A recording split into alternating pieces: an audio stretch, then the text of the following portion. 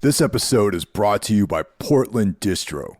If you like underground music, movies, and more, go to portlanddistro.com for licensed merch, vinyl, CDs, and more.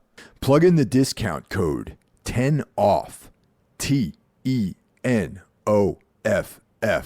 for a 10% discount at portlanddistro.com.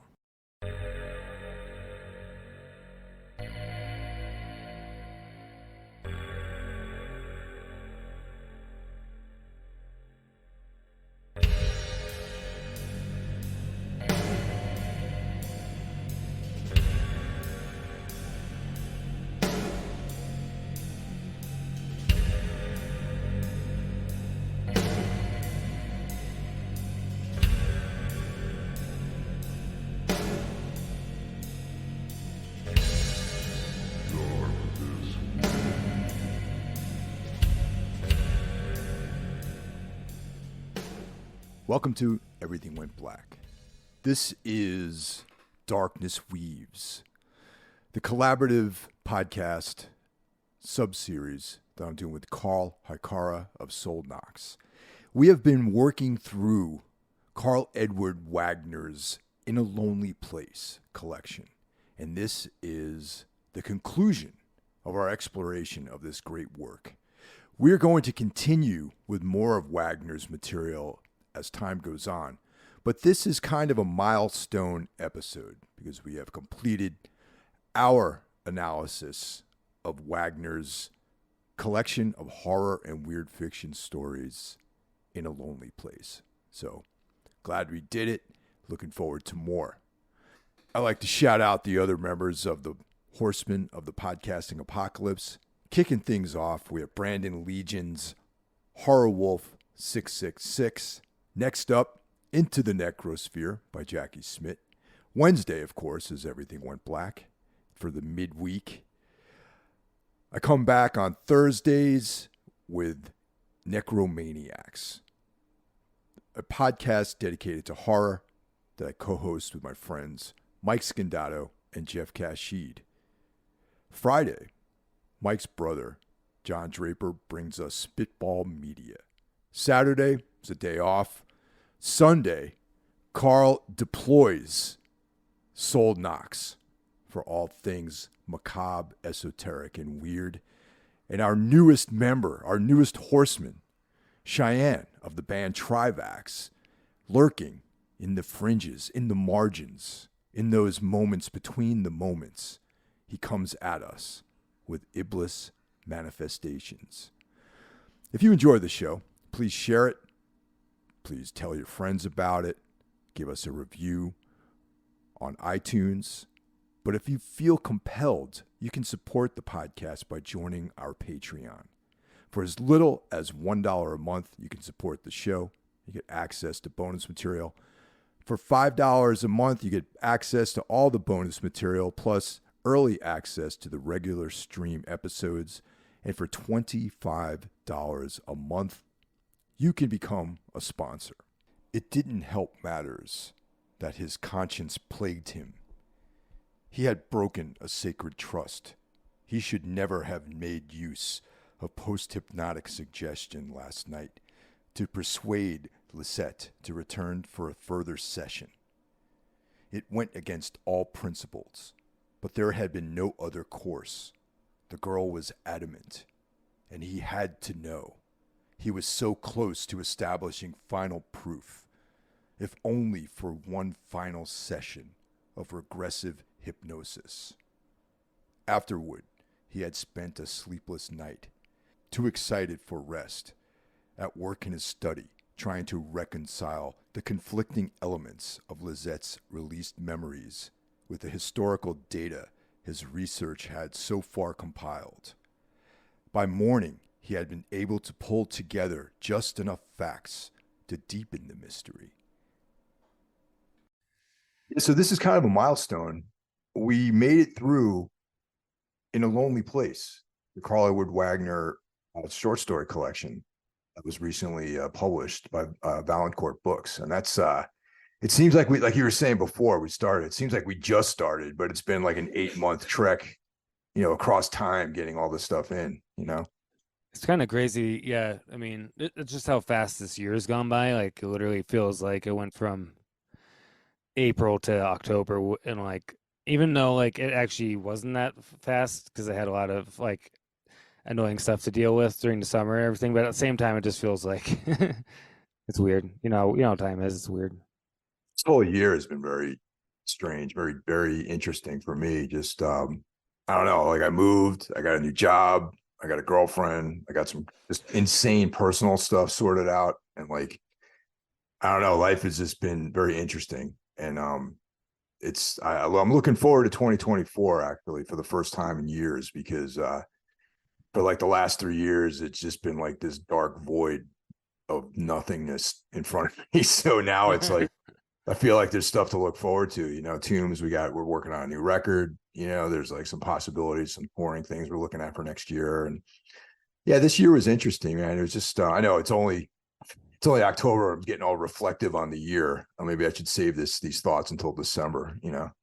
I kind of start getting like that as soon as Halloween's over. I'm usually pretty like once we hit November into December, I get pretty reflective. But it kind of starts even now. I mean, once that autumn starts hitting, I get kind of reflective. But particularly once we get into, I try to enjoy autumn as much as possible because particularly here in Colorado, it's very very short. We pretty much only got like 3 weeks of like the fall leaves and stuff like that. You know what I mean? So it's like you got to enjoy it while it lasts, and then we get plunged into winter, which I like winter, so it's I okay. like But winter but too.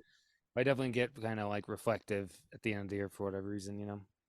I mean, I feel like winter is like the mightiest season of the year in a lot of ways because it just like everything's dead and just you're at that 0 point. And it's like Kurt going into the underworld. You're just at the end and the beginning. And fall and autumn is like the decline. And it's kind of like bittersweet to reflect on like the summer. The waning of the summer. And yeah, I don't know, I just get very emotional and reflective during this time of year, and I'm just happy that there's something to enjoy this year instead of the last couple of years have just been like bleak and horrible. Yeah, definitely. I do find this time of year to be kind of inspiring though, like artistically. Like I generally tend to get a lot more done in the winter with music and with art and stuff like that for whatever. So maybe it's part of that reflective part of it, like kind of turning inwards. So sometimes it's a little bit more easier to create art. You know what I mean? Absolutely, absolutely. So let's talk about this week's episode, the final story in a lonely place, and of course referring to Beyond Any Measure.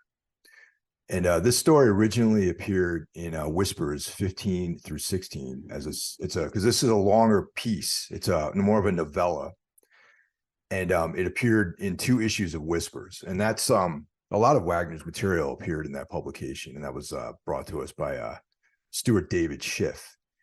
And aside from In a Lonely Place, I think this story appears in a Whispers collection, a hardcover that came out, which I do not have in my collection, but is available out there somewhere in the ether. Yeah, I need to try to track that down. Yeah, I know in the back he says Beyond Any Measure, written between July 1980 and July 1981, again explores relationships of eroticism and horror, and again the title is from Richard O'Brien's The Rocky Horror Picture Show. Erotic nightmares beyond any measure and sensual daydreams to treasure forever.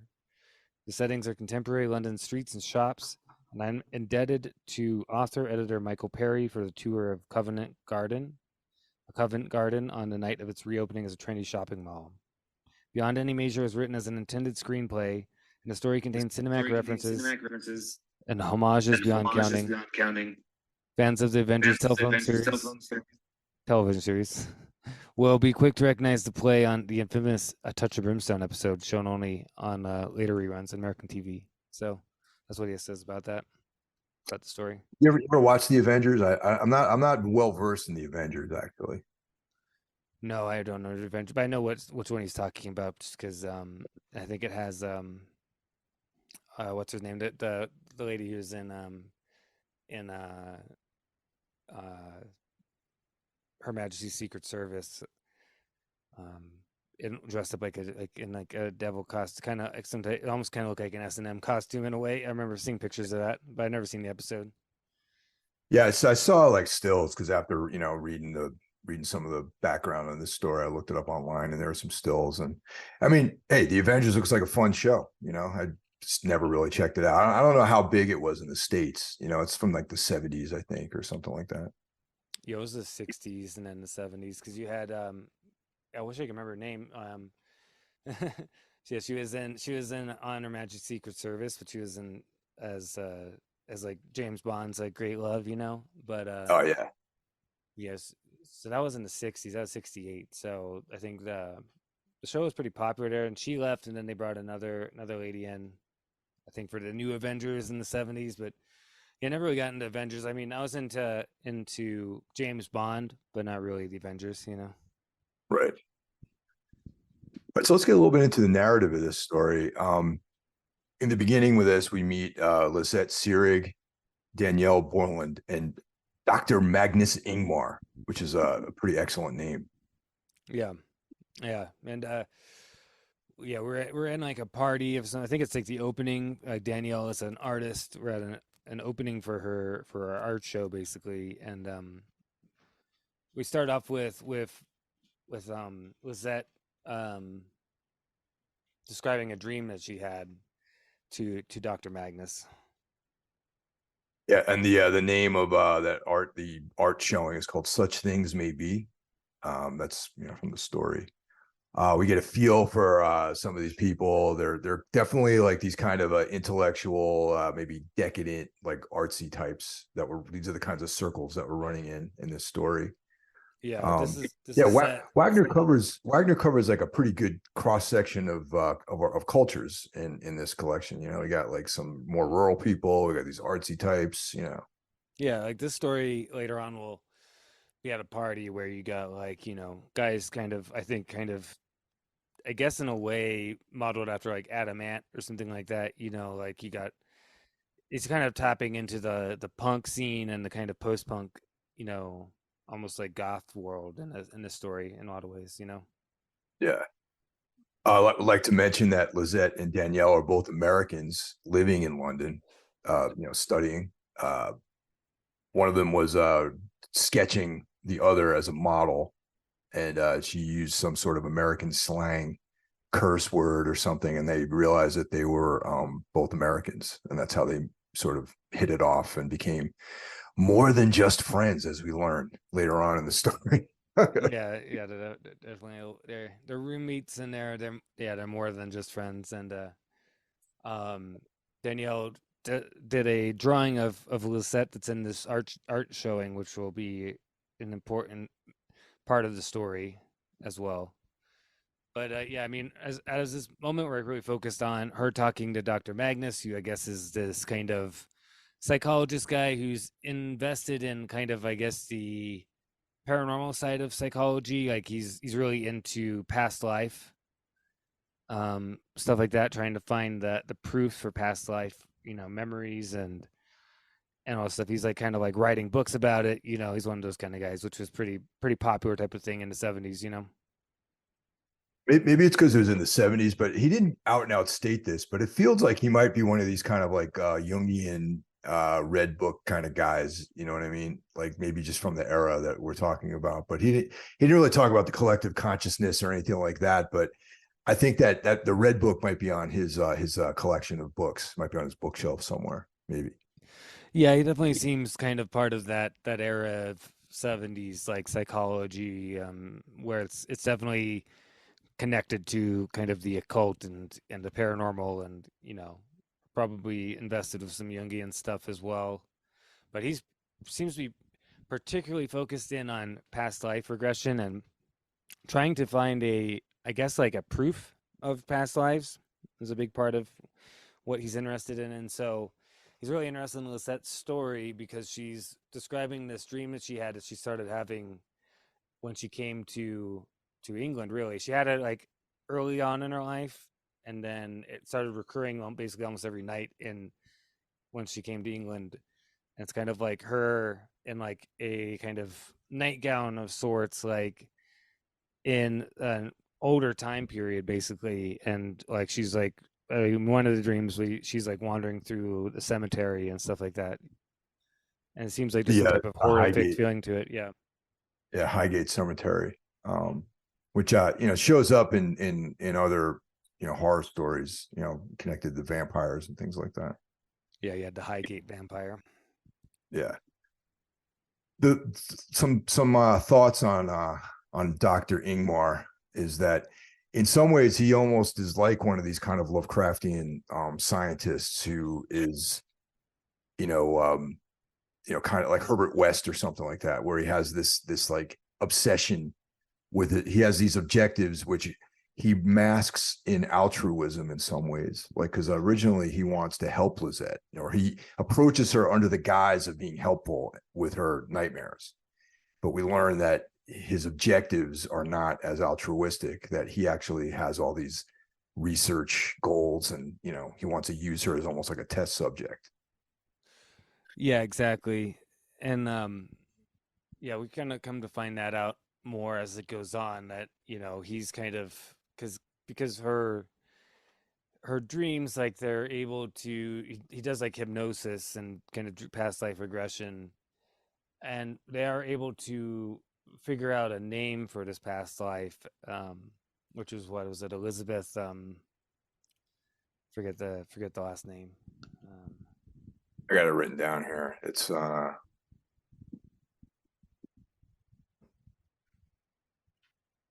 Elizabeth Beresford. Beresford, yeah. Beresford. Yeah. Elizabeth And Beresford. so he's getting excited because it's like, if he can use this name and try to track her down, track down this name and see if it's a real person, like all that kind of stuff. See if there's any relationship to, if it's he's trying to figure out if we are reborn, if it's in the same family or if it's kind of random. So these are the type of things that he's got going on, kind of concurrently with this, and partially because of this, as she's going down the street, he does mention she walks by the Equinox bookshop, which was a place that Crowley. I mean, the name of the Crowley's paper, the Equinox, was named after the bookstore. It's like a pretty famous one. I think it closed, but there's this guy standing in front of it who's like he kind of sounds like he's I don't know, he's like dressed all in black, and he's got like a kind of like medallion with like the star on it, and he's like kind of looks like almost a little bit like he walked out of like the 17th century, but it could be like an affectation from like some kind of like punk goth guy type of thing. You know what I mean? Like, Well, there's three thoughts about this here. There's Equinox Bookstore obviously a real place, and it was Jimmy Page owned it from Led Zeppelin, yeah, the Equinox Bookstore, and that was like his publishing house and bookstore where he stocked a lot of occult stuff and Crowleyan materials, things like that. And also, all right, the image that I got of this guy, who we learned later on, his name is like Mephisto or something like that. yeah. He goes by Mephisto. Yeah. Have you ever seen? All right, Hippocampus Press, like the book publishing company. They Yeah, publish a lot of weird fiction. They publish like that 2-volume set of Lovecraft and Robert E. Howard letters, and they did like an Arthur Machen letters collection, and all the times that I've seen them at conventions, like for example at Necronomicon, they were there, and they were at the Nightlands Fest for Cadabra Records. There's the same guy, and I don't know. I think the founder of Hippocampus is a woman, so I don't think he's the founder, but somehow he's connected to that publishing company. And what came to mind was this guy originally when I read this story the first time through. I'm like, oh, this is that dude from Hippocampus Records, because he's like, every time I've seen him, he's like dressed in black. He's got like some medallion on. He's like a black like dress shirt, black blazer, medallion, like nail polish, subtle makeup, and he's like an older guy. Like he's probably in his like early 60s, and just a fucking cool looking dude who just looks sort of like he probably saw the Bad Seeds like back in the day, and just like one of these guys who knows about stuff. And yeah. this is That's what kind Mephisto of strikes that kind of guy, you know? Yeah, exactly. I was kind of seeing in my head like some type of guy that you would have seen at like a Bad Seed show, and or like I was kind of imagining. I can't remember what band it was. There's this guy. I was kind of had in my head like this a guy from like one of those old. I've seen pictures of like from one of those old goth bands. Like Yeah. like he kind of Actually, totally strikes me like that kind of guy. yeah, and it's you got to remember the time that that Wagner wrote this story was probably around that time of like the birthday party and like the bad seeds and things like that too. Well, it was, yeah, because it was 1980s. So Yeah. Yeah, so it and was contemporary, yeah, and he actually went to London. It sounds like, and so it's based off of his trip there in that time period. So he probably saw guys like this walking around. and Totally. Yeah. and this guy like kind of sees her in the reflection, and then she kind of notices him, and then he turns around and just like stares at her. Like he's like he thinks that she's someone else. He kind of tries to accost her. She just thinks she's telling this to Danielle, and she just thinks that this guy was trying to hit on her or something. But then Danielle's like, "Oh, I know that guy." That's how we find out his name is Mephisto. Like he's around, like connected to these like occultists and stuff like that, and connected to this lady, what's her name, Beth. Beth Uh, Garrington. yeah, who's like this like kind of like rich, kind of socialite, So Daniel kind of knows of him, seen him around. So Also, the image that comes to mind though too with this is like you know how like around the Church of Satan there was all these celebrities that were joining the Church of Satan, and Beth Garrington strikes me as one of these like celebrities who is fascinated with the dark side and like the occult and that kind of thing. So she's like one of these rich, well-to-do occultists. yeah, well, at least that's what we're given right now. Yeah, that's what we're led to believe at this stage of the game. Yes. Yeah, but and then we also then they get an invitation to go to. She has some type of masquerade party, this Beth Garrington, and they're invited because I guess the story they're told is she saw Daniel's art and particularly bought the drawing of Lizette and wants both of them to come to the party to meet them, basically. So so now they're invited to this soiree in and I'm not sure in what part of London it is, but somewhere in London, like this big Yeah, Wagner house. some hip part of London. And party, they spent a lot of time describing the partiers and the people there and the party itself. And It's really we see all this decadence and people in bondage gear, and there's a guy dressed like a barbarian who maybe it's Kane. who knows? But yeah, he's like leading another as like half naked lady around with like a chain and Yeah.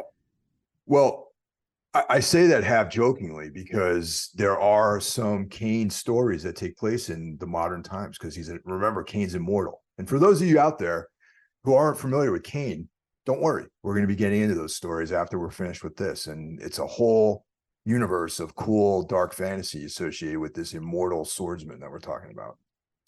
and I wouldn't be surprised if it is Kane, like because Wagner probably could be like, yeah, let's put Kane's at this party too, but I'm not gonna like put a lantern on it. We're just gonna show this barbarian looking guy that all the Yeah. women are fawning over.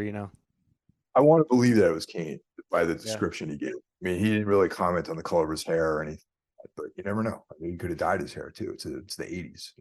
yeah, but he definitely it could be Kane, which is a cool idea, and the party is the party's pretty wild. Like it sounds like it sounds like a real type of party you can imagine. And I mean, I know that people partied hard in the late 70s and 80s. You know what I mean? Yeah, So there's like heaps of cocaine and drinks and people in bondage gear and there's like a there's like a band playing. I guess it's supposed to be some type of like new wave, popular new wave type of band, and they run into this guy who kind of sounds like he's supposed to be like I don't know, like Billy Idol or Adamant or somebody like that. Eddie Teeth. That was his Eddie name. Teeth, yeah, Uh, yeah, and is eh, the needle. That's the name of yeah. So that he kind of strikes me like the way he's described as kind of like his version of one of those kind of guys, like Billy Idol or Adam Ant or kind of like one of those guys that came from the punk scene, but it's kind of like a pop band now. Were you ever a fan of any of his, any Billy Idol work at all? Oh yeah, I like Billy Idol Yeah. stuff a lot actually. Yeah, I mean, it's funny because I actually like his solo material more than I like Generation X. I don't think Generation X is really that great, but I like his like stuff he did with Steve Stevens and those like first couple records, like Eyes Without a Face, like those tracks, Oh Blue yeah, they're Highway. great. I think those are classic songs, man. Great songs. Yeah, I love I Was About a Face, and it's even better because it's about an awesome movie too, and Yeah. it actually kind of captures the feeling of that movie too. So it's like, you know, and even some of his, I actually a few months ago I was actually checking out some of his later albums too, and some of them aren't that bad. He kind of goes down, kind of tries to go back to being more punk, but some of the songs actually aren't too bad. But definitely the first two albums in the '80s, I mean, those things are classic. So Eddie Teeth tries to pick up these two ladies, Lizette and Danielle, but Danielle kind of gets led a little bit into his grip. He's got his grips a little bit on Danielle, and you get the sense that Lizette starts going harder with the drugs when Danielle breaks off with Eddie Teeth, and they kind of disappear together. Yeah, she's like, because there's like a room upstairs. It's like a library or something where there's these like maids in like sexy maid costumes, like laying out like lines of coke on like mirrors, like for whoever wants it. You know what I mean? Like, and whenever people take lines and they put out more, it's it's pretty crazy part. I mean, like I said, but from what I've heard from people I know who's like involved with that kind of stuff back then, that was what parties was like back in the '70s and '80s. People were wild back then. Yeah, I mean that's definitely not my scene, obviously. No. Yeah, but so we bump into Mephisto. He shows up, of course, miraculously. He shows up at the party and he gives Lizette some special champagne. hmm Which And we're let. Yeah, go ahead. Sorry. and he's like telling her about how excited Beth is to meet her, you know what I mean? And of course Beth's going to make her like appearance at the end, right? And yeah, and he's like, yeah, he gives her some special champagne, and then she starts feeling all kind of fuzzy as it goes on. But I really liked the description of when Beth makes her kind of grand appearance, like down the stairs, Yeah, and she's like dressed up as Lilith. yeah, of course, and yeah, I'm sure a lot of you guys know who Lilith is. It was depending on what. Let's pick the Hebrew definition. It was Adam's first wife who was cast out of heaven for wanting to be on top during sex. Can you imagine that? Being Yeah. cast out of heaven for that, or I'm not heaven, but out of the Garden of Eden because of that. Yeah, it tells you all you need to know about the Garden of Eden. It's Yeah, not the so Garden of crazy. Eden. Yeah, and then and of course, the legend. She's involved with becoming, the first of the vampires, and Yeah, eating. succubi, and she gives birth to demons with the stolen semen from men and their when they have wet dreams and stuff like that. Yeah, it's a So great story. Great. yeah, I found a book on Lilith actually at this place called Namaste in New York City on 14th Street. I was wandering through there with my girlfriend one day, and which I mean, there's which one? several books, but I was like, it was funny because I was with her and I thought it was interesting. I was like, oh, check this out. You should get this book. So she bought it. Which book about Lilith? I've been trying to visualize the title because I didn't actually keep the book because I have a couple others on Lilith, but I convinced her to buy it because she's interested in that sort of stuff as well. Right, because I remember I recommended you the Canticles of Lilith by Yeah, Friswald, and that's the I one I have, but that's not the one that we found at the Namaste bookstore. yeah, and I picked up a recent book called The Rites of Lilith by Austin F. Mason, which is pretty cool. So I used to have this book called Libra Lilith by Donald Tyson, but I ended up selling it because it was okay. It wasn't my favorite book in the world, but I needed the money, so. But I think the Canticles of Lilith book is like a really great book about Lilith. So anybody who wants to learn more about her, you can pick that up. So up until this point in the book in the story, the first time going through the reading of this, it felt like this was like a doppelganger story where it had to do with like mistaken identity, or there's someone who looks like someone else out there, or but this at this point moving forward is when things really start shifting, and we Yeah. realize that this is like a not that type of story. It's a totally different type of story. Yeah, it kind of has a little bit of that going on. When Lizette sees Beth dressed up as Lilith, like in her, corset and high heels and whatever, and her mask, she looks in her eyes and then she feels woozy and passes out. Then the next stage of things, like she goes to um do work, something with the doctor Magnus, and he kind of uses the hypnotic things to push her to do a second round of stuff because he's like feels like he's kind of on the verge of discovering like what's going on, basically, you know what I mean? And so while that's going on, Danielle comes home, and this is when the story takes a turn and we actually start figuring out what's going on. Kind of is that Danielle comes in, she's taking a shower because earlier they had a sex scene in the shower, so we know, They take a lot of showers together, these two, it seems like. yeah. So she takes a shower, and then she thinks that Lizette got home and is getting in the shower with her. It's getting kind of sexy. She turns around, she's like, "Wait a minute, you're not." And then the next thing you know, like, Lizette finally is coming back from the second reading, hypnosis thing, and finds Danielle's body in the tub, like, and I guess she's like been drained of blood, and they're saying that like it almost seems like her wrists were slashed and stuff, but they're saying that her body was drained of blood before the wrists were slashed and everything. So they like very like they're saying like the it says in it that the police see that there was like these two like almost like marks on her throat, that the throat that the stuff was supposed slashed, seemed to be covering up. So at that point, you're kind of like, okay. I was kind of like, what's going on? Like, obviously, there's a vampire thing going on here, right? Yeah. And there is a little bit of foreshadowing of that earlier in the one of the dreams, because in one of the dreams, like her mouth was filled with blood, and when she's walking through the graveyard, and so there's like a little bit of that foreshadowing that happens in the story earlier.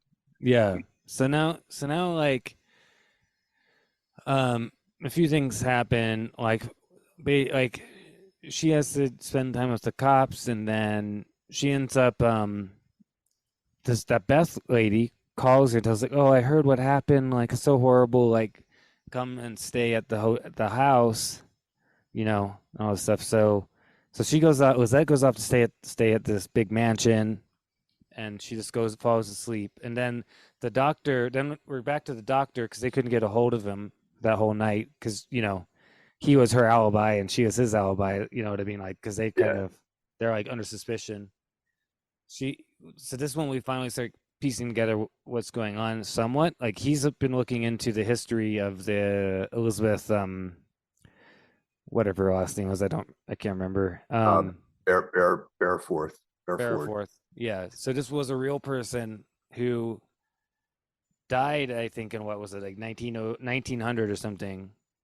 But then he figures out that supposedly she like was buried prematurely, and she came out of they found her wandering through Highgate Cemetery, and then her husband died a year later, and then she started throwing all these wild parties and all this kinds of stuff, and then she'll like disappear, and then 20 years later, like a daughter comes out, you know what I mean? Like, so already I was kind of like, okay, I see what's going on. I was like, I kind of, but at this point I was like, okay, I think I know what's going on, but it's like just so we're kind of learning all this stuff, and she also had since kind of like, yeah, like kind of change, like after her husband died, where she's like throwing all these wild parties and, you know, trucking with Satanists and all this kinds of stuff, you know what I mean? And, we're kind of with him because he's doing all this research about this stuff, and he was trying to go get a hold of Lizette to let her know, and I think that he's kind of guessing what's going on, and he gets there, and the cops are there, and he finds out that she went off to Beth's house, and then he has to try to convince the cops that there was this kind of like satanic orgy at his place, and she's in danger and all this stuff, so Yeah. that they'll get there. Well, the interesting thing about Magnus is that originally, when you start reading this story, you're thinking that he might be more involved in the actual plot. You know what I mean? Like he might be more involved in some of the things that are happening. But it turns out that he's almost more of just like an exposition guy. He's like one of those like non-player characters where he's there to give background. You know what I mean? Like that's kind of his as an element in the story. He's there to give background information. He's not pushing the plot forward necessarily. No, yeah, he's kind of like bearing witness to the plot as it goes forward in a Yeah, way, like which kind of does make him a lot like some of the Lovecraftian heroes, where they're not actually really. yeah, Sometimes in a lot of Lovecraft stories, they're the only way that they're actually engaging with the plot is really in unveiling of what's going on. Like they're not really changing what's going on, but they're just kind of unveiling the plot. Like think of Call of Cthulhu. yeah. That story is entirely just like one guy like putting all the pieces together and figuring out what's going on, but there's no like relationship to like an idea of like he's not affecting the plot. So in a way, like Magnus really is like yeah, he's the one who's unveiling what's happening really, in a lot of ways, giving us the backstory. Yeah, and I Maybe, just want to call that out just because I love that Carl Edward Wagner is so like his Lovecraftian influence isn't as pronounced, you know what I mean, as some other writers, but there is definitely the way that he approaches storytelling. I think it's similar to Lovecraft in a lot of ways, even though there's not necessarily a connection to that mythos. In some ways, his connection is almost more to Robert Chambers' mythos than it is Lovecraft. yeah. One thing too, I was thinking of Magnus. Do you think that the name is a nod to M.R. James, Count Magnus? That's kind of Yeah, what I thought. yeah, So me like, too. and I think it might be too a misdirection on his part, because anybody who knows that story and sees the name Magnus and that's what you're thinking of might be led to think that he's like the nefarious player in the plot. Right. But Yeah. so I think it's a little bit of misdirection on Wagner's part, which did work because I did think that he was like this Yeah. nefarious character at first. Magnus Ing is like, this guy's definitely a bad guy. It's like, yeah, the first time I read it, I thought he was going to be the one involved in this plot. That it Yeah. had more to do with like past lives. I mean, it kind of still does, but the element that we're coming up on right now, definitely the first time I read the story came like as a surprise to me. Yeah, because kind of what happens is we get Beth is at the house. She slept a while. She gets up. She wants to go say hi to her hostess, who she hasn't really met. She's fainted at her feet the one time, right? And she goes and pushes open the door, and the woman who rises in front of her is literally basically her. It looks exactly like her, and then which is Beth, and she's saying like, "Who is this woman who looks like me?" And she's like very confused and fascinated by the whole thing. You know what I mean? Yeah, definitely. And this is when it gets interesting. Like Wagner always kind of like throws a good curve even when he's writing about kind of like traditional characters like vampires and stuff. You know what I mean? Yeah, really like, basically like we find out that Beth is so he's basing it in a way off of traditional lore. A lot of times, a vampire is a non-human entity who takes over a body on the verge of death. Yeah. So basically, he's taking on that type of element of vampiric folklore, and so essentially, the reason why Elizabeth rose out of the grave was because this non-human vampire entity took over her body basically and pushed her soul out of the body. So basically what happened is that Lizette is the reincarnated of the human soul of Elizabeth, but the body of Elizabeth has gone on incarnated by this like vampiric spirit essentially, which and then it does tie into the traditional doppelganger, which of course Danielle mentions the Edgar Allan Poe story earlier in it of William Wilson, where he finds his doppelganger and kills it, and then he dies. Yeah.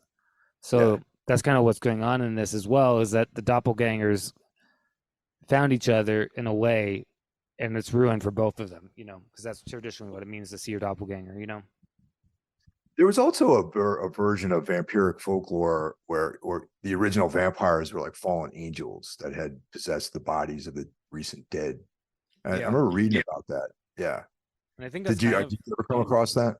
yeah, definitely. I think that's kind of what Wagner's drawing upon. I think it is this kind of unhuman entity, a fallen angel or something like this that has taken her body. You know what I mean? That's kind of what's going on with this, I think.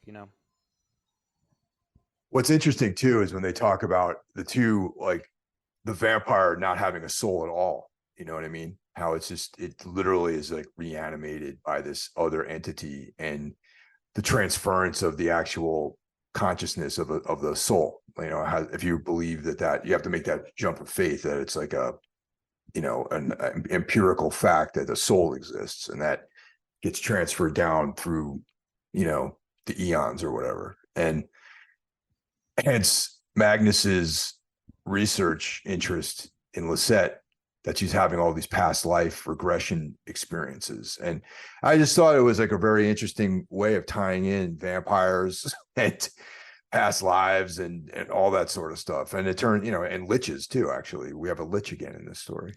Yeah, because she's like a vampiric lich, basically. So, like, it's interesting that, yeah, when she feasts on the blood of Lisette, it kills her, basically, for whatever reason. I'm not 100% sure on the why of that, but I think it's just the logic of the story that when the doppelganger, when the soul is like, the reincarnated soul, and that one connect, it means death for both of them, basically. So it's like, they bust in and they see Lisette, dead, like bled out, and on top of her is like or no, doesn't Lisette like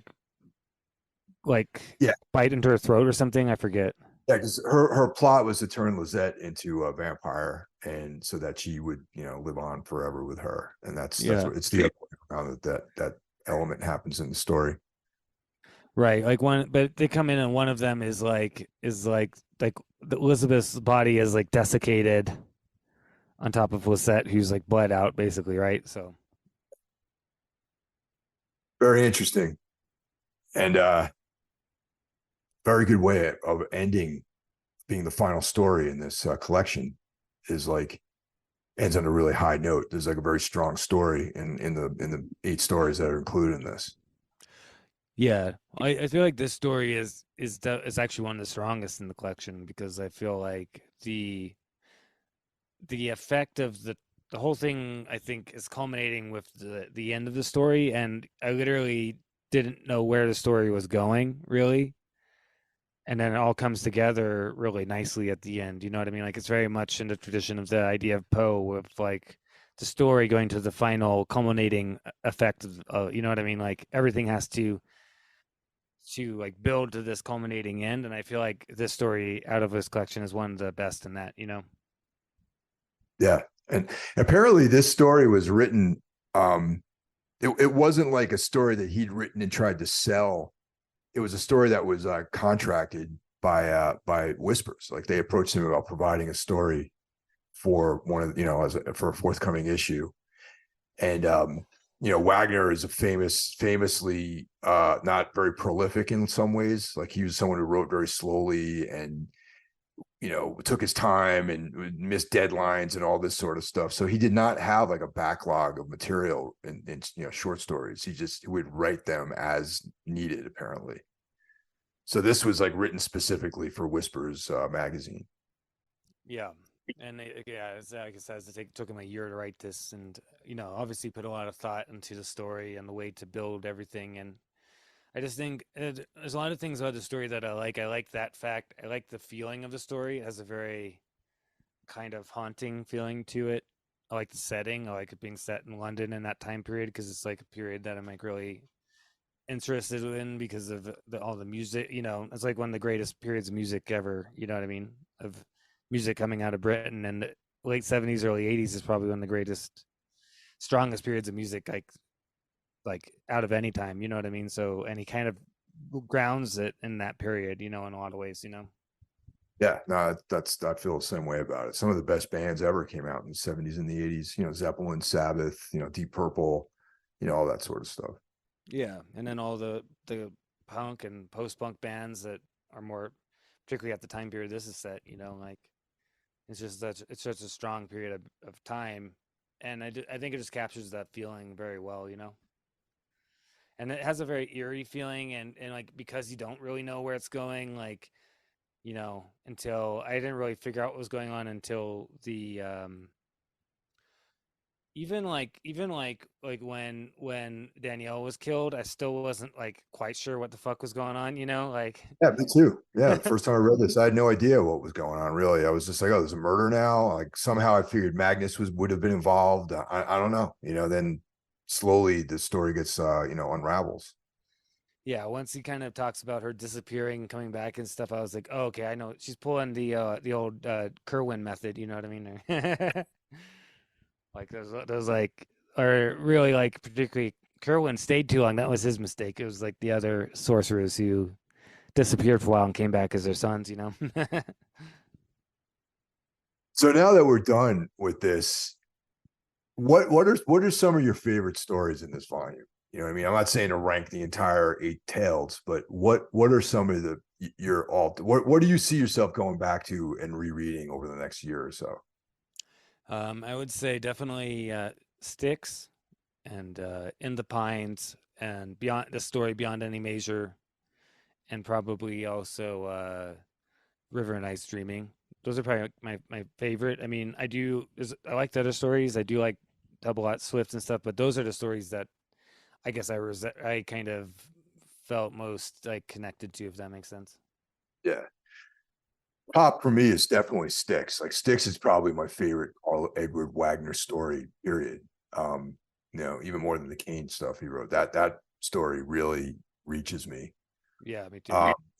In the Pines for sure. I have 220 Swift just because of the Arthur Macken like kind of roundup at the end. Yeah. I think that's really really interesting, and I'm always good for like a nice underground monster story. Yeah. That's always something I'm into. And then I would probably slot this one in there too. As if you were to push me for another one, I would slot this in just because of the combination of different lores, the vampire lore, and not the obvious one, done in a deeper way. Um, and just the story itself and the period, and it's just a great story. Yeah, and I'm very interested in the idea of the doppelganger and the double and all that kind of stuff. Like I remember like reading like Gustav Meyrink's novel, The Golem has a lot to do with the double and that the implications of the double and everything. And I don't know, just something about that you see it in E.T.A. Hoffman and so much of like particularly European um, you know, weird fiction. I feel like it kind of makes sense for him to ground this story in Europe because it's dealing with more of a European type of subject matter in a lot of ways. You know what I mean? Yeah, totally. So yeah, sadly, Wagner not very prolific, man. He's got what he's got, and that's it. The guy was taken from us way too young. I mean, he'd still be alive right now. Hopefully, if he was alive, he'd be making more great fiction. Yeah, I mean, if you think about it, I mean, he's the same generation as like Ramsey Campbell, right? Like they came up around the same time, and Ramsey Campbell's still there, like writing and putting out books, but you know, Carl Edward Wagner, yeah, cut down too short. I mean, that's the danger of being an alcoholic, though, right? Yeah, all Like the party scenes in this book, I'm like, man, I bet Wagner was. This is like all firsthand experiences for him. When he yeah. was living and partying. Probably hanging out with Jimmy Page and stuff like that. Yeah, that's the other thing I like about the story too is the kind of occult element to it, and I mean you got a character named Mephisto, which is always good, and then you have like, yeah, I thought it was funny too when he has the part just to put a nail on in the coffin of the title coming from Rocky Horror Picture Show is the part where there's the people from a production of Rocky Horror Picture Show at the party in the Coke room, like you know what I mean, like singing songs from You the. did you ever get into that? Like going to those midnight shows? You ever check that out in the theater or anything? No, I never actually been to one of those midnight showings. Yeah. I mean, I went to one once, like but not like in the heyday of it. You know what I mean? It's yeah, it's fun. It was a big thing when I was a kid, in the 80s. It was like I knew some people who were like obsessive with it. And like there was some place in Connecticut that they had like a regular Saturday night, thing, midnight showing of that. But it was never really my cup of tea. And then years later I went with some friends when I was living in Boston, and definitely cool, but it's just interesting. The music's cool. It gave us Tim Curry, one of the best, Yeah, Susan Sarandon is in it. It's pretty cool. yeah. I mean, the movie's not too bad. I mean, I remember I saw the movie when I was pretty young the first time. Like, and I totally did not get a lot of it. I was probably Yeah. like, I don't know, some 7 or 8 even. Like, I was pretty young the first time I saw the movie. Well, it was fine because I really didn't get the whole like gay subtext or anything. Like, I didn't get the sexual side, but I just was like, oh look, like it's like kind of goofy horror, type of thing. And then like later on, I was like, you see it like as a teenager, I was like, oh, Now it makes a little more sense. yeah. I was like, I get it now. But yeah, I mean, I like some of the music in it. I love Tim Curry, and the confidence he has in those heels. Oh yeah. Like Yeah, singing the Meatloaf. see. I love that nice "I'm a Sweet Transvestite" song. I think it's funny. Loaf is in it too. Yeah, you got Meatloaf, and yeah, it's a pretty fun movie. I mean, it's not my favorite movie. Like, I wouldn't go to see it every Saturday like some people do. You know what I mean?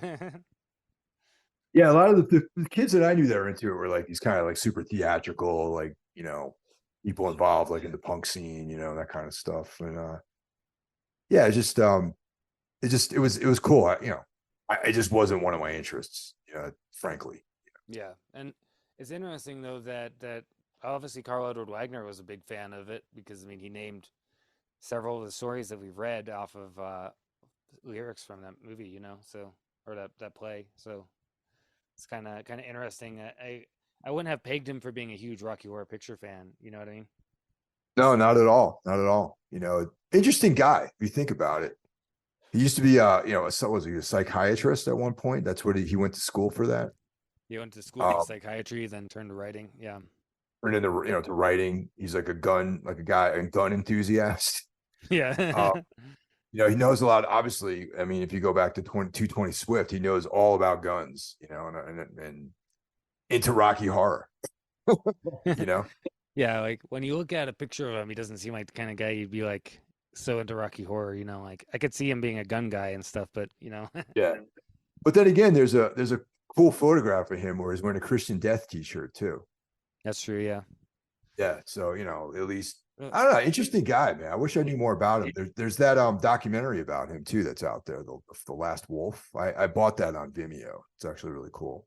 Yeah, I still need to watch that. I keep forgetting about. I need to get on Vimeo and watch it too. But yeah, I mean, he just seems like a really interesting guy, and he obviously knows a lot about all that kind of weird subcultures in the 70s and 80s. I mean, he puts it into a lot of his work, like and I like how he grounds certain things, like like when we read like when the summer ends, he's grounding what year that story set in because he's talking about the Fleetwood Mac Rumors album. You know what I mean? Yeah. Yep. In the story. So he's kind of like grounding. I like how he uses those types of things. And even with this story, he really grounds it in that period. Like if this was a movie, it would definitely be I would like to see it done in that kind of 80s style, like The Hunger or something. Like imagine that party scene done right, like real sleazy 80s style, like Yeah, it'd be cool if like Abel Ferrara made this film. Like if he had a chance of making this movie, because this seems like his kind of movie, Abel Ferrara. You know what I mean? Like the guy yeah. who did like Batman and all that. Because there's like a lot. This could go real sleazy with all the shower scenes and the neck biting and all that sort of stuff. And have you seen the Addiction? Ferrara's vampire film. I haven't seen that yet, but it's on my list to watch because I know it's on Shudder. Yeah. So good, so good. Yeah, Yeah. it's excellent. That's what he comes to mind when I was reading this is who would be the perfect guy to make this new movie. Yeah, I would agree. Yeah, I mean, from other movies I've seen from him, and I need to do a double feature of like The Addiction and The Habit, like sometime because those seem to go together really well. From what I've heard. Wait, The Habit, is that the Larry Fessenden one or Yeah, wait, I think it's Larry Fessenden horror movie, vampire movie. that one is so like I get so nostalgic when I watch that. I have like a collection of Fessenden's. He has like the last winters on there, and I got it because The Habit was on there. And man, it's like the New York City, like in the '90s. Man, it's just like you know, it's completely different now. But it's so excellent that he captured those years like in that movie, and it's like an interesting, really cool like horror film, but it's also this kind of time capsule of like a time and a place that doesn't exist anymore. And I love when films do that. I'm sure some people feel that Taxi Driver might be that for them when they look at this. I mean, I wasn't hanging out in New York City in the '70s for sure, but '90s New York City is really captured well in that Fessenden movie. Right.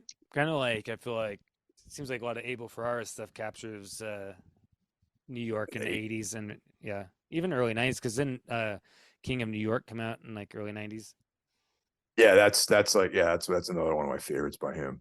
And but Yeah, I the love that Driller movie. Killer, man, the Driller. It started with the Driller Killer for me. That was something renting on VHS as parties when I was like in high school, and me and like three of my three friends, we would rent movies, and I was like the Driller Killer, man. We got to see this. Sounds terrifying, and it's like once again, as soon as you put it on, there's this text comes up and it's like this movie's to be listened to at maximum volume or something like that. Right. So right away I'm like, oh, this guy knows what's up, man. And there's like a punk rock band in the movie, and the whole movie is just like so punk to me. Yeah, that's awesome. Yeah, that's the type of vibe that you need to have to do this story. Like this story needs, the kind of London version of, Abel Ferrara going to London doing his thing there. You know what I mean? Like Yeah, sleazy rock and roll, punk type of feeling to it. You know what I mean? yeah. Or even Fessenden. I could see Fessenden making this film. Yeah, definitely. Yeah, you just need somebody who's not afraid to like go there. Like to have like the sleazy shower scenes and have like the party has to be fucking ridiculous of like people, half naked women walking around and all that kind of stuff. You know what I mean? Mentioned a shower scene in the Driller Killer. There's Ferrara's film. There's a shower scene that has no relevance to the story at all. It's like the plot's going along, then it cuts to these two women taking a shower together, and then it cuts away, and then he just put it in there just to have it. I thought was like brilliant, in a lot of ways. It's just great. We Is got that these kind of we got these two actresses that are cool being naked together in a shower. Let's do it. We'll cut it in. yeah? Is that kind of thinking that you had back then with like people like him or Roger Corman or whatever? They're like, even if it doesn't make a lot of sense, you gotta have some naked women here and there, or whatever. It's like just to get that in. You know what I mean? You know what? It's such a like I know that we've turned people on to Wagner. I've seen, I'm sure you have too, like in your various social media streams and feeds, and messaging. People have definitely listened to this podcast and have gone out and sought this book. I know for a fact. Yeah. So you guys out there, keep sharing this with your friends. We got to resurrect all the rest of his catalog somehow. Maybe Valancourt will put out some Kane, reissues or whatever. But because all that stuff is not available anymore, man, in print, in paper copies. You have to go on Kindle to get the Kane stories, and they have like the worst artwork ever for those for the material that's on Kindle. It's like the worst covers you can imagine. Yeah, they look like a 4-year-old drew 'em kind of. They're horrible. They're horrible. And the original, I mean, I have the novels as paperbacks that I got in the 80s, and they all have like Frank Frazetta covers. They're like insanely cool. Yeah. And so I mean that we need to have that kind of treatment. We need to have these stories out there for the public to read, and with that level of care into making these books real. Instead of just like some really whack like artwork that they have on Kindle. Yeah, it would be really awesome if Valancourt does, because I mean they put their books are really good quality and they put a lot of work into typesetting and the paper, selection, all kind of stuff. So it's like it'd be nice to have a full set of everything Wagner's done through them. So let's hope. I mean, I'm sure part of it they're probably putting out in a lonely place because it's one of his core story collections has like the core stories, and I would imagine that they're probably gonna see how well it does, and then if it does well, probably start working on the rest of his work. I'd imagine. You know what I mean?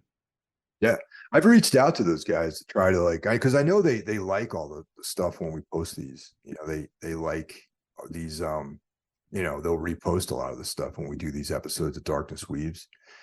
I think I can't find the guy to talk to, because I'd love to get someone from Valancourt on the podcast to talk about all this stuff, and the rest of the great stuff they put out. I mean, they put out the Michael Shea reissue just came out, like that. They republished Polyphemus that just came out. My copy just arrived in the mail the other day. Tons of cool stuff, and it's cool genre fiction. Besides horror, they do like crime stuff too. Yeah, yeah. It seems like they're focused on this genre fiction, particularly crime and horror. Seem to be the two big things. But yeah, I mean they do so much cool. I love the paperbacks from hell. We've mentioned that before, and Yeah, it's all the great stuff. I mean, it'd be, like they're definitely a publisher to keep up on and see what they're publishing and get the stuff and also take a chance and check out new stuff too, because they put out a lot of really interesting writers. They seem to yeah. have So really good quality control, you know what I mean? yeah, once again, like you mentioned, the artwork, the whole package, the paper quality, like everything is really on top of it. And like sometimes I'll just like buy. I have several pieces from their catalog, and some of them, obviously I bought stuff by authors I'm familiar with, like the Michael Shea thing I pre-ordered.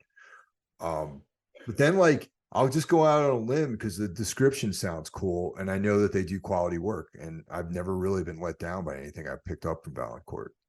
Yeah, there's a few things that I plan on getting. Like I know there's one I think I might have sent you. It was like this like British author or something like that. That his novels like I wanted to check out, and they Yeah, have just a lot of the cool stuff.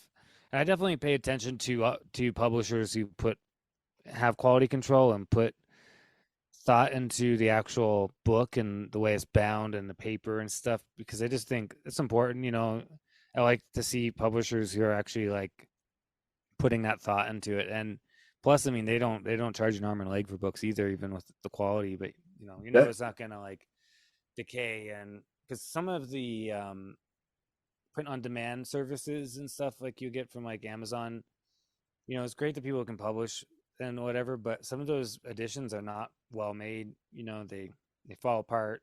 They're made on paper that yellows, and you know what I mean. Like, so it's good to see a publisher actually take the time to actually print stuff properly. yeah, definitely. Yeah, they're one of the ones that are on my radar. I pretty much regularly check out their site, and also Chiroptera Press, the publishing arm of Cadabra. They've got some cool quality stuff out too. The Legati pieces that they've been publishing, and Yeah.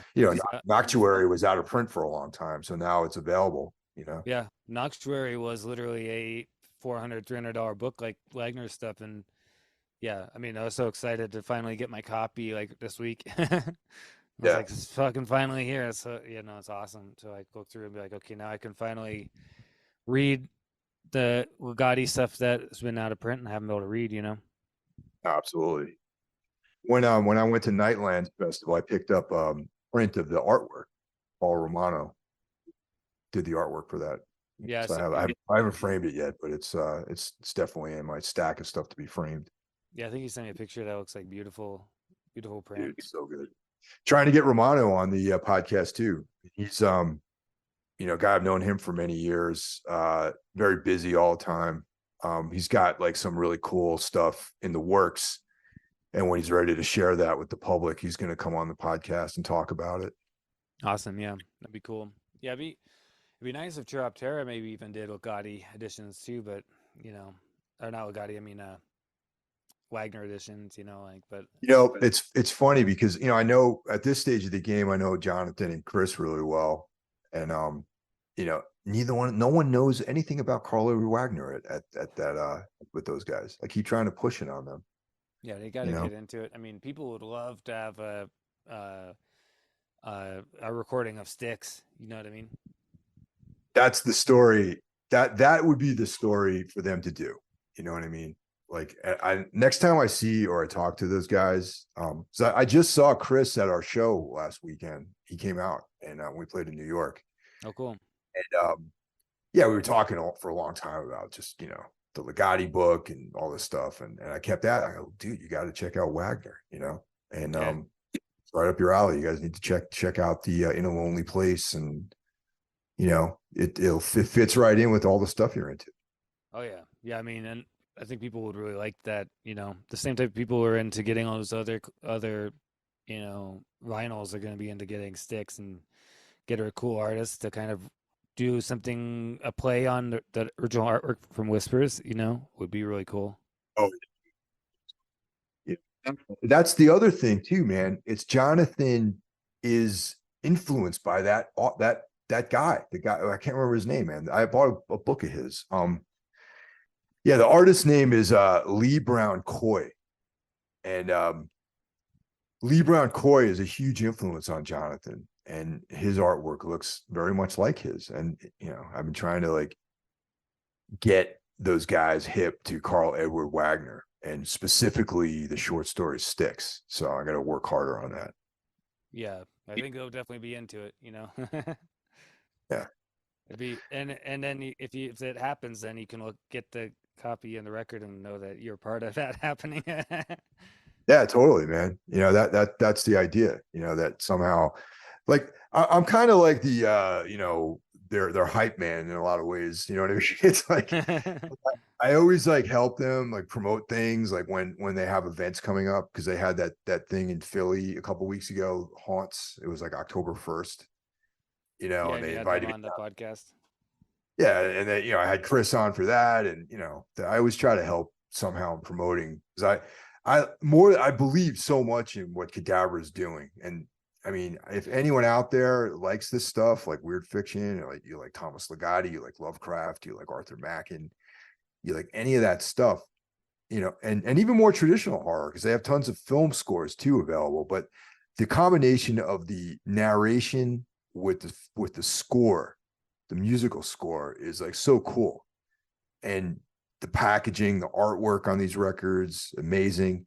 And to watch it performed live is really, really special, man. And that thing I went to in Philly, I was only able to make the second day, because the first day was the Night of Cannibal Corpse. But the second day, they're recording a live album of the narrators with a live accompaniment, and it was being recorded live. So I was in the room while they were recording all this stuff, and it was just really cool. Yeah, I mean it's cool that they're doing that. I can just imagine. I mean how it's got to be. You got to have a little bit of nervousness going into that, like not wanting to fuck up the reading. You know what I mean? Like well, stumble no, over your words. that's actually the real interesting thing, is because it was live. There was actually they would redo some of the stuff on the spot, which made it even cooler in some ways. It's Okay. like the guy recording it was like producing it. He's like, "Oh, can you hit that line again or whatever?" And the guy will reread it. Like they'll redo the score. And Chris was doing the score, and he's like just kind of improvising the whole thing. It's just really, really fucking cool, man. It was a good night, or afternoon or whatever of cool fiction and music. Yeah, I mean it's really impressive what they're doing though. I mean the fact that he's like one guy sitting there with his keyboard like making these awesome like soundtracks, you know what I mean? Yeah.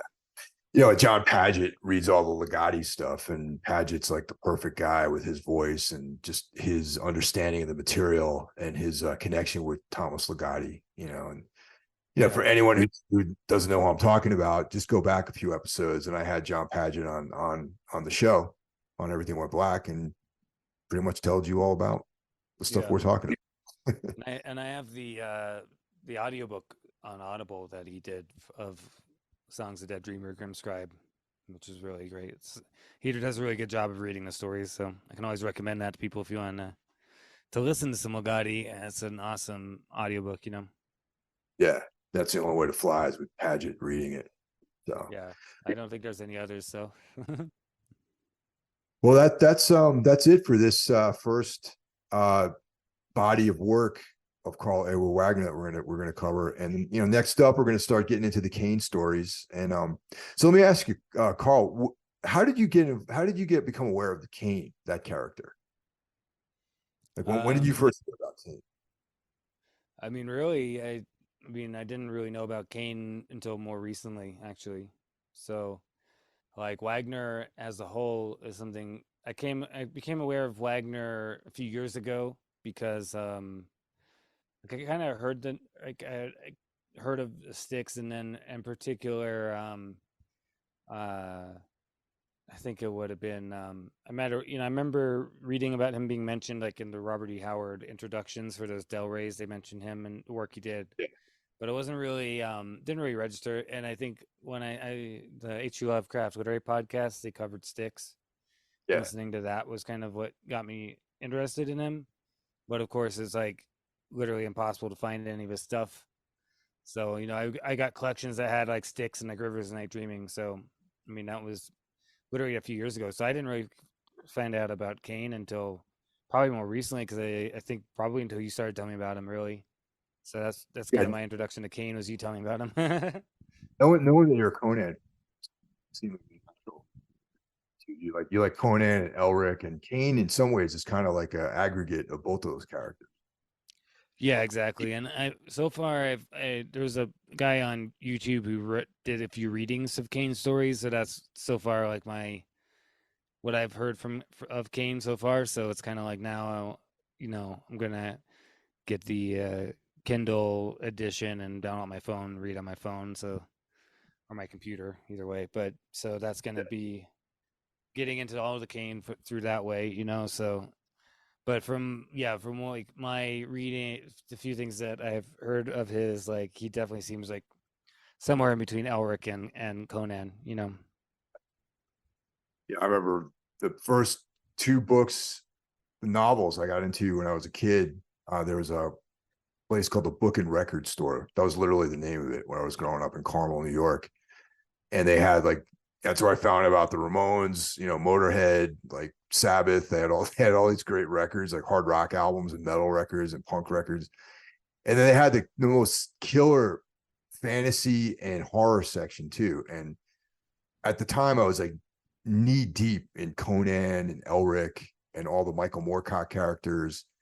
And then I saw the cover for Bloodstone and Death Angel's Shadow, and it had that incredible Frank Frazetta artwork on it, and that's what hooked me in. And of course, like after reading it, I was like, "Oh, this is great." But at the time, I wasn't able to get the short stories. I didn't read the short stories until much, much later in my life. When I started seeing these things appear. And but yeah, the novels, Bloodstone, Death Angel's Shadow, and whatever the name of the other one was. Those are the things I read originally. Then kind of let it alone for a while. Yeah. Yeah, I kind of wish I knew about Wagner before because I probably could have found, particularly back in the 90s, early 2000s, it probably was a lot easier to find all of the trade paperbacks, or the paperbacks that the little paperbacks at stores, you know what I mean? Used bookstores. Now like so many of those have closed in Denver, but I've been meaning to go down and hit some of the like two or three that are still open and see if I can get lucky and maybe find some Kane novels because I'm sure that I've seen them, you know what I mean, in the past and didn't really know who Carl Edward Wagner is or Kane, you know what I mean. But I know I've seen his name and those books, but I never picked them up. You know what I mean? Well, thanks for listening, everyone. And yeah, stay tuned for Kane. That's up Yep. next. Next month will be on Soul Knox, and it'll be the first Kane story. So it'll be, I think that's the one where they're at the inn, right? That's the first Kane story, I think. So Yeah, start taking from the top stories. Yeah, so hopefully, yeah, people stick with us, and hopefully the Kane stories eventually get put in print too. But Hopefully they make a movie, man. That would Kane would be the greatest character to make like a series out of, you know? yeah, that would be really cool to do like a mini series, kind of like how they did like The Witcher and stuff like that. Yeah, or first or the original Game of Thrones, because there's like tons of violence and sex in all those stories. So it would have to be like a non-PC, like totally like legit version of Kane. Kane couldn't be like sensitive or anything, you know what I mean? Because he's kind of a scumbag too. Yeah, yeah, that's one thing about stuff today that like that's why the Rings of Power stuff was nonsense because it's like you can't do this stuff and be politically correct. You know what I mean? Like it's Oh got to no. be the way it is, and you know. So it's like if you're gonna make it right. Don't. It's like with Conan. Like I don't really want them to make any more Conan movies because I feel like now's not the right environment to make Conan because they're gonna make it PC or something, do something stupid. You know what I mean? So it's like let's just not do that until people stop doing that. You know what I mean? Yeah. And how like if especially you read, these stories were written like almost 100 years ago, you know what I mean? So it's like the lens of the world back then versus now. And Robert E. Howard was definitely a man of his time, you know what I mean? And it's like just certain insensitivities that he had in his writing just would not fly with a lot of people these days. Yeah, and I mean, like Wagner is definitely a bit more of our time, but at the same time, he's not afraid to go hard with the violence and the kind of and the sleaze. You know what I mean? So it's like, Oh, yeah. yeah, like we were saying earlier, like if this story that we covered tonight was going to be a movie, it'd have to be an Abel Ferrara type movie. It wouldn't can't be like some fucking like watered down like what do you call it? Like watered down PC thing. You know what I mean? Guys, thanks for listening. And Carl, I will talk to you later. Take care, Awesome, man. dude. You too.